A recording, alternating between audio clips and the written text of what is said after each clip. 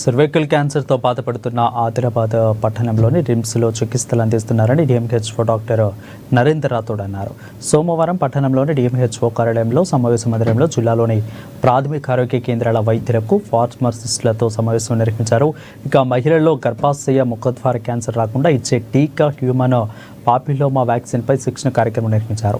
అలాగే నెల 18 నుంచి జిల్లాలో నిర్వహించే కుష్టు వ్యాధిగ్రస్తుల గుర్తింపు ఉద్యమంపై సిబ్బందికి అవగాహన కల్పించారు.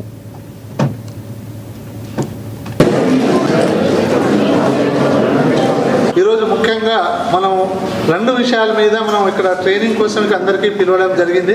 ముఖ్యంగా హ్యూమన్ పాపిలోమా వైరస్ వ్యాక్సిన్ అనేది దానికి మనం కొత్తగా మన తెలంగాణ గవర్నమెంట్ ఇప్పుడు ఇంట్రొడ్యూస్ చేస్తుంది. దాని గురించి మీకు ట్రైనింగ్ ఇవ్వడం జరుగుతుంది. అలాగే ఈ నెల 18 నుంచి 31 రోజు వరకు అంటే ఈ 14 డేస్ ఎల్సిడిసి ఇది మీరందరూ ఎంతకుముందు కూడా చేశారు. లెప్రసీ కేస్ డిస్ట్రిక్ట్ క్యాంపెయినింగ్ అనేది మనం ఈ నెల 18 నుంచి చేస్తాము. సో ఈ రెండు విషయాల మీద మీ అందరం ఇక్కడ గ్యాదర్ కావడం జరిగింది. సో ముఖ్యంగా హ్యూమన్ పాపిలోమా వైరస్ అంటే ముఖ్యంగా అంటే సర్వైకల్ క్యాన్సర్కి ఇది ఈ వైరస్ తోటి మనకి అన్నిటికంటే ఎక్కువ క్యాన్సర్ వచ్చేది టాప్లో రెండవ కార్సినోమా బ్రెస్ట్ అయితే అయింది. తర్వాత సెకండ్ కార్సినోమా సర్విక్స్తో తోటి చాలామంది చనిపోవడం జరుగుతున్నది అని చెప్పేసి ఇది ముఖ్యంగా ఎవరైతే 14 సంవత్సరం 14th బర్త్డే కంప్లీట్ చేసుకొని 15 కాకముందు అంటే 14 నుంచి 15 ముందు ఉన్న వాళ్ళకి క్యాంపెయినింగ్ మోడ్లో డైలీ మనం ఎట్లయితే మామూలుగా శనివారం తర్వాత బుధవారం మనం ఇమ్యునైజేషన్ ప్రోగ్రామ్ చేస్తాము అలా కాకుండా డైలీ మోడ్లో ఇది 14th కంప్లీట్ అయిన తర్వాత 15th లోపు ఉన్న వాళ్ళకి సింగిల్ డోస్ ఇవ్వడం జరుగుతుంది. ఇది చాలా చాలా ఇంపార్టెంట్. ఎందుకంటే ఇది కొత్తగా మనం ప్రవేశపెడుతున్నాం. ఎందుకంటే ఇప్పుడు ఆ డోసులు ఇస్తేనే మనకు చాలామంది స్త్రీలు మహిళలు కార్సినోమాతో చనిపోతున్నారు. అది ఇవ్వడమే కాకుండా దాని గురించి మీరు అవగాహన కూడా కల్పించాలా. ఎట్లా అవగాహన కల్పిస్తారు? ఎవరికైనా క్రానిక్ డిసీజెస్ ఉన్నా వైట్ డిశ్చార్జ్ ఉన్నా కూడా ఏదైనా గర్భసంచి గురించి ఏదైనా బ్లీడింగ్ ఎక్కువైనా కూడా తర్వాత ఎవరైతే పోస్ట్ మ్యానుఫ్యాక్చర్ బ్లీడింగ్ అయినా వీళ్ళందరికీ మనకు క్యాన్సర్ వచ్చే అవకాశం ఉంది. కాబట్టి అలాగే క్యాన్సర్ కోసం ట్రీట్మెంట్ కూడా మనకు రిమ్స్లో సెకండ్ డోసు ఫస్ట్ డోసు అక్కడ తీసుకొని సెకండ్ డోసు మనకు ఏదైతే కీమోథెరపీ మన రిమ్స్లోనే మనం ఇవ్వడం జరుగుతుంది. కాబట్టి మన ఆదిలాబాద్ జిల్లా ప్రజలకు చాలా ఇది శుభవార్త.